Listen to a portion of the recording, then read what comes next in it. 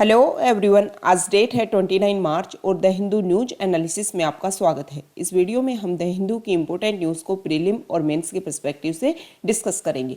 इस न्यूज़पेपर की पीडीएफ का लिंक नीचे डिस्क्रिप्शन में दिया हुआ है या फिर आप direct Telegram channel volcano IAS academy को सर्च करके वहाँ से भी पीडीएफ को डाउनलोड कर सकते हो। फर्स्ट न्यूज मैप बेस्ड, और आज हम डिस्कस करेंगे बिम्स्टेक ऑर्गेनाइजेशन के बारे में। अगर हम बिम्स्टेक ऑर्गेनाइजेशन के सबसे पहले बेसिक फैक्ट्स को हिस्ट्री से हम स्टार्ट करें तो 1997 में सबसे पहले एक बैंकॉक डिक्लेरेशन हुई थी और उसी के शुरुआत में उसी के तहत ये बिम्स्टेक ऑर्गेनाइजेशन स्टार्ट हुआ था।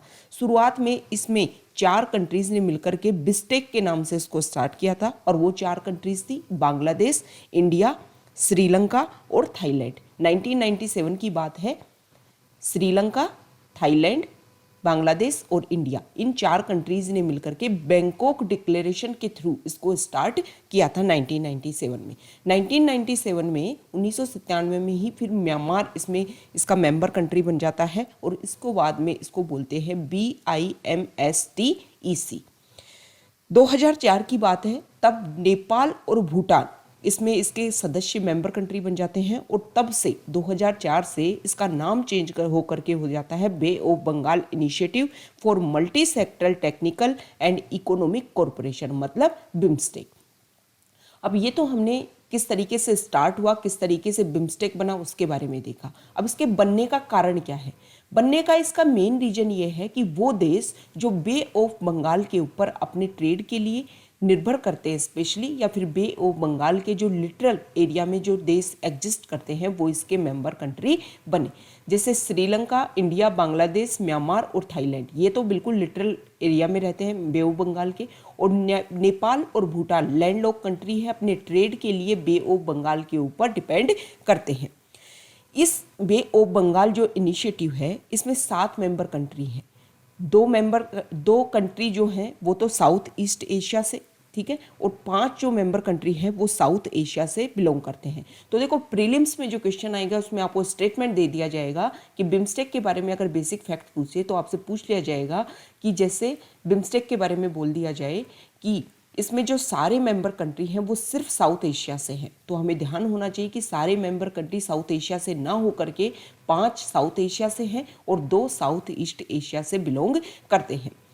ये जो मेंबर कंट्री हैं, ये इसको बिम्स्टेक को बनाने का जो मेन रीजन है वो ये है कि सार्क जो है वो समय के साथ में 1985 में सार्क को एस्टेब्लिश किया गया था, लेकिन सार्क जो ऑर्गेनाइजेशन है उसमें इंडिया और पाकिस्तान के बीच में कभी भी एक तरीके से जो रिलेशन है वो सही नहीं रह पाए और उसी की वजह से जो सार्क है वो अच्छे से एग्जिस्ट नहीं कर पाया। तो उसका एक अल्टरनेट ढूंढने की कोशिश की गई बिम्स्टेक के थ्रू।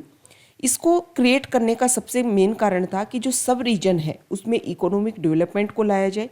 जो ये आस पड़ोसी हैं, सारे जो नेबरिंग कंट्रीज हैं, उसमें इक्वलिटी एंड पार्टनरशिप को एनकरेज किया जाए और इसके अलावा जो इसके मेंबर कंट्रीज है उसमें कॉमन इंटरेस्ट के ऊपर म्यूचुअल असिस्टेंस को आगे बढ़ाया जाए। एजुकेशन, साइंस एंड टेक्नोलॉजी जो ईच अदर हैं उनमें एक्सेलरेटिंग सपोर्ट को इंक्रीज करने के लिए इसको स्टार्ट किया गया था। ये बिम्स्टेक के बारे में हमने देखा। अब ये जो बिम्स्टेक है वो साउथ एशिया और साउथ ईस्ट एशिया के बीच में एक ब्रिज बनाने का मेन काम करता है। देखो, बिम्स्टेक को समझते ही आपके 2 बात क्लियर होना जानी चाहिए कि ग्लोबल पॉपुलेशन में से 22% को रिप्रेजेंट करता है बिम्स्टेक, और इसके अलावा पूरे वर्ल्ड की जो जितनी इकोनॉमी है उसमें से 2.7 ट्रिलियन इकोनॉमी को, मतलब उतना जीडीपी में कंट्रीब्यूट करता है बिम्स्टेक ऑर्गेनाइजेशन।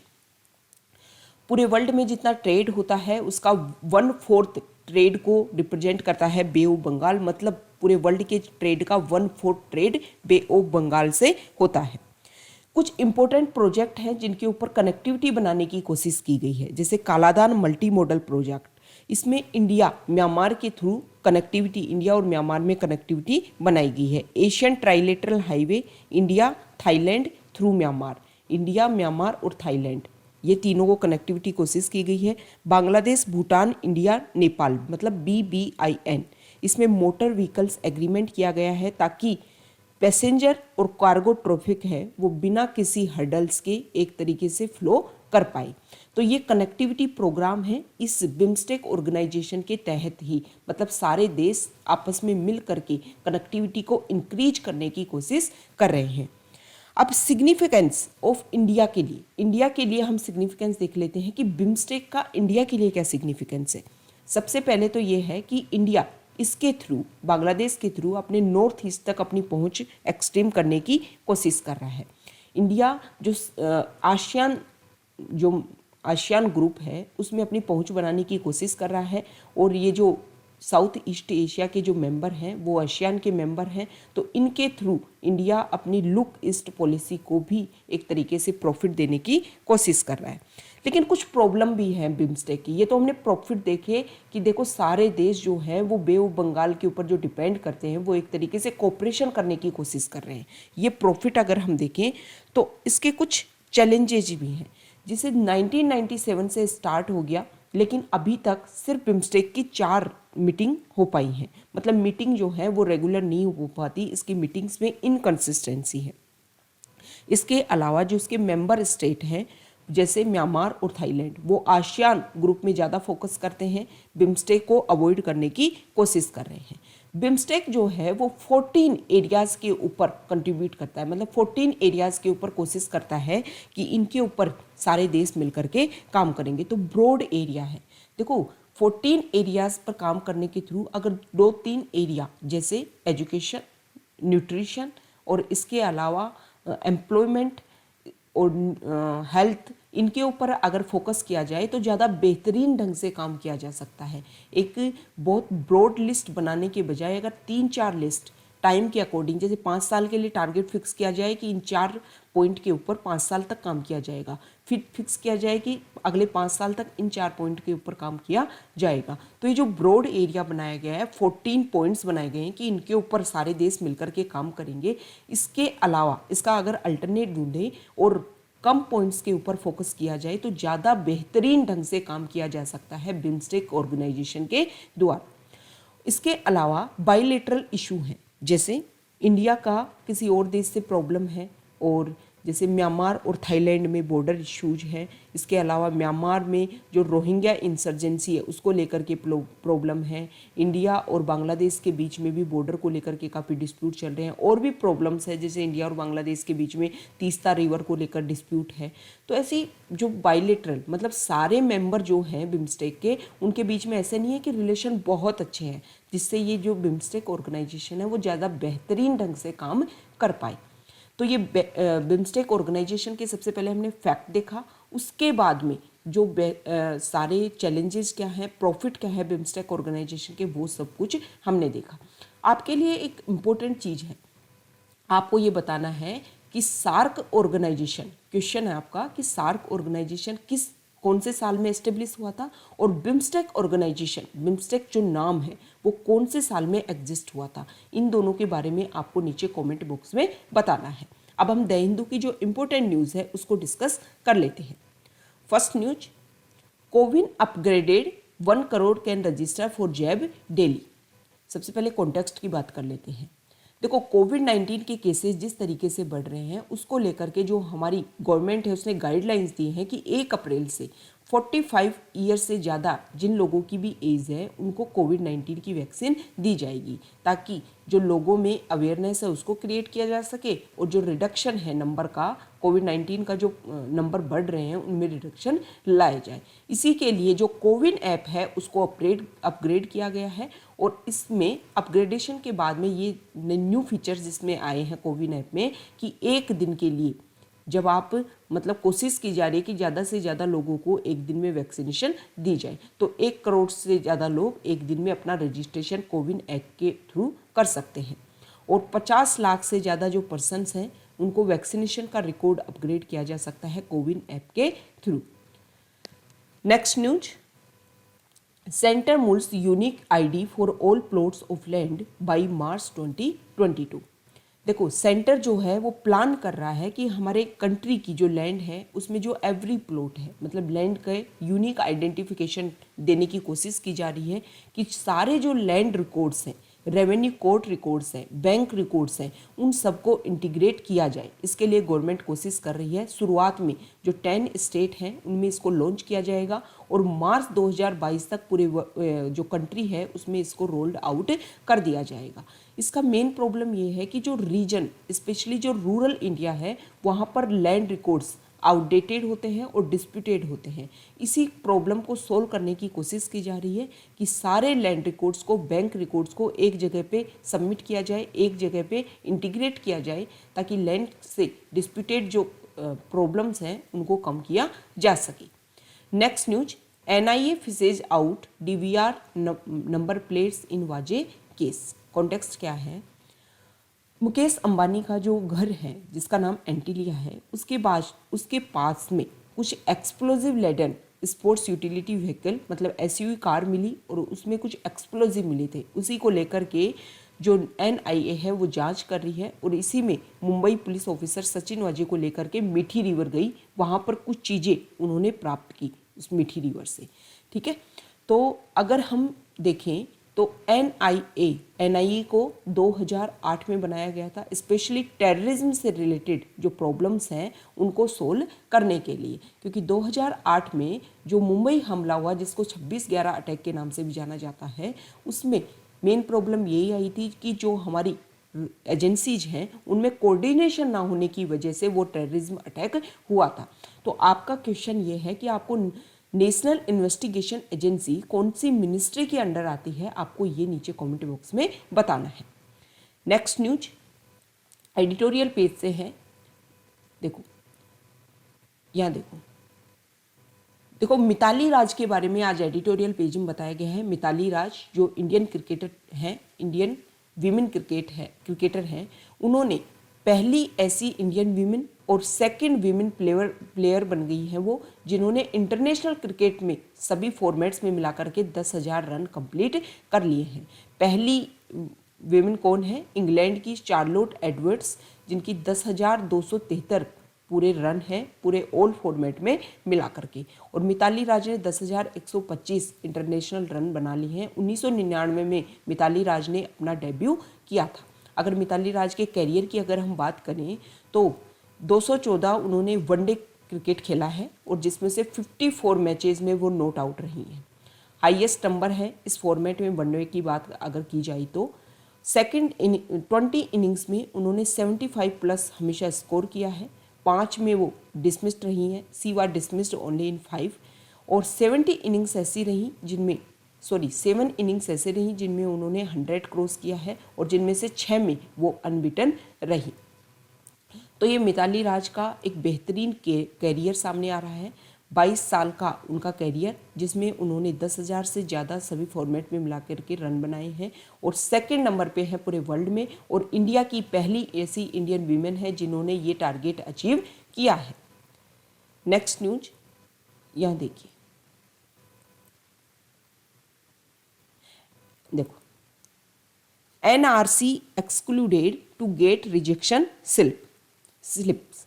देखो जो सेंट्रल गवर्नमेंट है उसने कोशिश की है, आसाम को एक राइट रिटन में लिख करके दिया है कि जो NRC national register of citizen हमने बनाया था और उसमें से 3.29 करोड़ आसाम की पॉपुलेशन है, जिसमें से 19 लाख ऐसे लोग हैं जो फाइनल लिस्ट से जिनका नाम बाहर आया था। तो जिन लोगों का भी नाम बाहर था उनको आपको अब एक रिजेक्शन स्लिप उन लोगों को देनी है। ऐसा आसाम गवर्नमेंट को किसके द्वारा? सेंट्रल गवर्नमेंट के द्वारा बोला गया है। अब देखो NRC की जो बेसिक फैक्ट्स है अगर हम उनको देखें, सबसे पहले 1951 में जब हमारी सेंसस कंडक्ट करवाई गई थी, उसके बाद में जो नेशनल रजिस्टर ऑफ सिटीजन्स इसको कंडक्ट करवाया गया था और इसमें पूरे हमारे इंडिया में कितने होम्स हैं, उसमें कितने उस होम में प्रत्येक घर में ईच हाउस में कितने लोग रहते हैं, उन सब के बारे में सारी इंपॉर्टेंट इन्फॉर्मेशन दी गई थी। और सिर्फ एक बार 1951 में NRC को पब्लिश किया गया था। अब स्पेशली आसाम की हम बात करते हैं। देखो 1971 में हमारा पड़ोसी देश जिसका नाम है अब बांग्लादेश, पहले वो ईस्ट पाकिस्तान के नाम से जाना जाता था, और ईस्ट पाकिस्तान में जब इंसर्जेंसी हो रही थी, प्रॉब्लम हो रही थी, वायलेशन हो रहा था, तो उस समय वहाँ से लोग निकल करके हमारा जो इंडिया है उसमें प्रवेश कर गए। तो उसी को लेकर के प्रॉब्लम हुई। 1979 से 1985 तक रेगुलर प्रोटेस्ट चला। यहाँ पर जो आसाम मूवमेंट के नाम से जिसको जाना जाता है, उन लोगों ने, आसाम के जो लोग हैं प्रॉपर, उन्होंने बोला कि जो इलीगल माइग्रेंट्स आ रहे हैं उससे हमारी जॉब के ऊपर, हमारे करियर के ऊपर, हमारे जो रिसोर्सेज हैं वो सब बढ़ जाएंगे। तो जो लोग भी इलीगल तरीके से इंडिया में प्रवेश किए हैं उनकी जानकारी होनी चाहिए। तो आसाम अकॉर्ड साइन होता है 1985 में, और उस आसाम अकॉर्ड में 25 मार्च 1971 को एक कट ऑफ डेट डिक्लेयर की जाती है कि इस डेट से पहले, मतलब 1996 से 1971 के बीच में जो लोग आए हैं और जिनके पास में प्रॉपर डॉक्यूमेंट्स नहीं है वो इलीगल क्या है, हमारे माइग्रेंट्स हैं, मतलब हमारे इंडिया के सिटीजन नहीं हैं। तो उसी को लेकर के अब एनआरसी कंप्लीट की गई और उसमें से 19 लाख ऐसे लोग हैं जिनके पास में प्रॉपर डॉक्यूमेंट्स नहीं है। अब उन्हीं को रिजेक्शन स्लिप देने की बात की जा रही है। तो ये हमने एनआरसी के बारे में बेसिक फैक्ट्स को देखा। Next news, 27 migratory birds found dead at wildlife sanctuary in Himachal Pradesh. अगर हम कॉन्टेक्स्ट की बात करें, अभी पिछले कुछ दिनों से हमारे इंडिया में एवियन इन्फ्लुएंजा फैल रहा था और उसी एवियन इन्फ्लुएंजा को लेकर के हो सकता है कि प्रॉब्लम हो।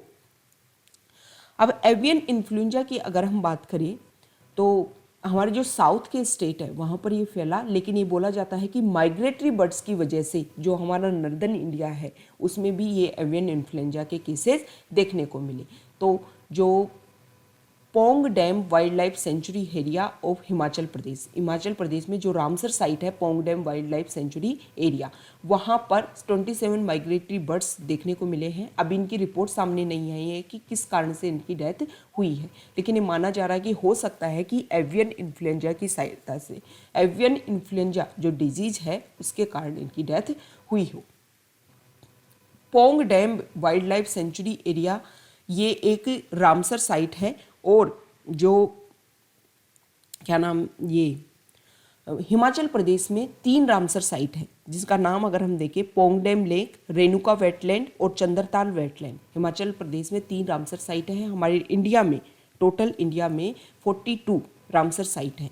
अब इन रामसर साइट मतलब एक तरीके से वेटलैंड को कंजर्व करने के लिए 1971 में ईरान जो कंट्री है उसका एक रामसर जगह है, शहर है, और वहाँ पर वेटलैंड कंजर्वेशन के लिए एक ट्रीटी हुई थी। इसीलिए वेटलैंड ट्रीटी को रामसर ट्रीटी के नाम से भी जाना जाता है। तो ये हमने वेटलैंड के बारे में बेसिक फैक्ट्स को देखा। अब हम देख लेते हैं पोंग डैम जो वाइल्ड लाइफ सेंचुरी एरिया है उसके बारे में। पोंग डैम को ब्यास डैम के नाम से भी जाना जाता है और इसमें ये जो पोंग डैम है इसको ब्यास जो रिवर है उसके ऊपर इसको बनाया गया था। ये जो लेक है ना, पोंग डैम लेक, इसको क्रिएटेड किया गया था महाराणा प्रताप सागर, जो एक रिनाउंड बर्ड सेंचुरी के रूप में इसको डिक्लेयर करने से पहले महाराणा प्रताप सागर जो एक डैम है उससे इसको बनाया गया था। इस एरिया में जो माइग्रेटरी बर्ड्स हैं वो काफ़ी आते हैं, इसीलिए इस एरिया को कंजर्व करने की कोशिश की गई और ये वेटलैंड के रूप में भी इसको डिक्लेयर किया गया।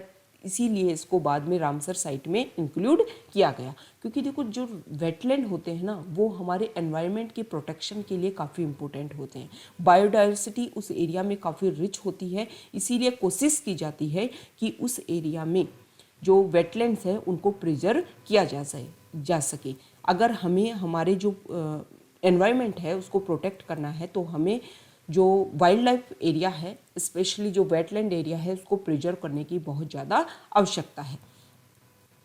अब है न्यूज़ जो फॉरेन पेज से, global outreach after Myanmar blood bath claims over 100 lives. Context क्या है, 1 फरवरी से जो म्यांमार हमारा पड़ोसी देश उसमें जो सैन्य सरकार लग गई, डेमोक्रेसी को टर्न कर दिया गया। अब वहाँ पर बहुत सारे लोगों को एक ही दिन में जो सेना है उसके द्वारा मार दिया गया। तो 12 से ज़्यादा जो कंट्रीज हैं उनके डिफेंस चीफ ने इसका विरोध किया है और उन्होंने बोला है कि जो वहाँ के जो ह्यूमन्स हैं उनके राइट्स को जो मारने की कोशिश की जा रही है, किल करने की कोशिश की जा रही है सिक्योरिटी फोर्सेज के द्वारा, वायलेशन जो हो रहा है वो सब खत्म होना चाहिए।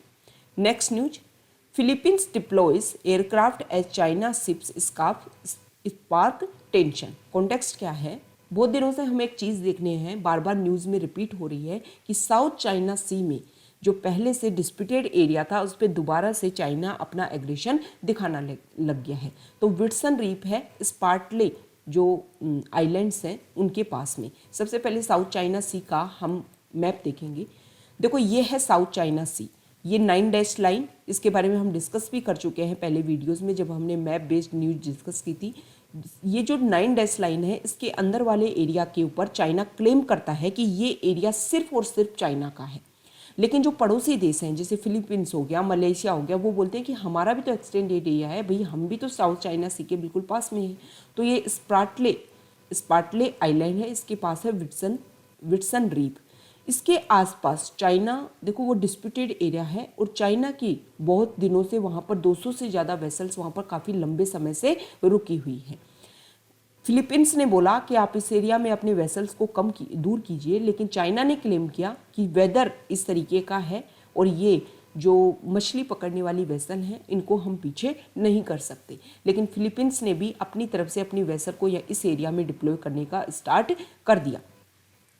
अब धीरे धीरे क्या हो रहा है कि जो फिलीपींस है उन्होंने अपने एयरक्राफ्ट को भी, मतलब जो अपने एयरक्राफ्ट है उनके थ्रू भी वो विजन करेंगे, व्यू करेंगे कि चाइना कहीं अपना जो परमानेंट यहाँ पे डिप्लॉयमेंट करने की कोशिश तो नहीं कर रहा है। देखो ये डिस्प्यूटेड एरिया है और जो फिलीपींस के द्वारा ये बोला गया है कि जो हमारा इकोनॉमिक जोन है उस एरिया में चाइना एंट्री करके उस एरिया में अपना परमानेंट डिप्लॉयमेंट करने की कोशिश कर रहा है।